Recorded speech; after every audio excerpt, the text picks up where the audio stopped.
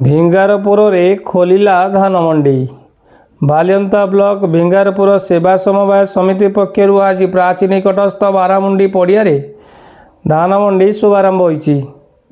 ଆଜି ମଣ୍ଡିରୁ 17 ଜଣ ଚାଷୀଙ୍କଠାରୁ 600 କୁଇଣ୍ଟାଲ ଧାନ ସଂଗୃହୀତ ହୋଇଛି।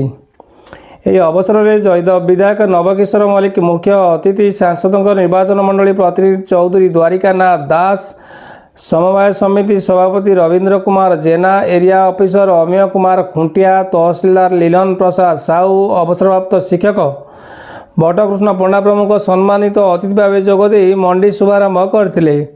ସମ୍ପାଦକ ଜଗମୋହନ ଦାସ ମଣ୍ଡି ପରିଚାଳନା କରିଥିଲେ। ପରିଚାଳନା ପରିଷଦର ସମସ୍ତ କାର୍ଯ୍ୟକର୍ତ୍ତା ଉପସ୍ଥିତ ଥିଲେ। ପ୍ରତି ସପ୍ତାହର ସୋମବାର ଶୁକ୍ରବାର ଧାନ କିଣାଯିବ ବୋଲି ସମ୍ପାଦକ ଶ୍ରୀ ଦାସ ସୂଚନା ଦେଇଛନ୍ତି।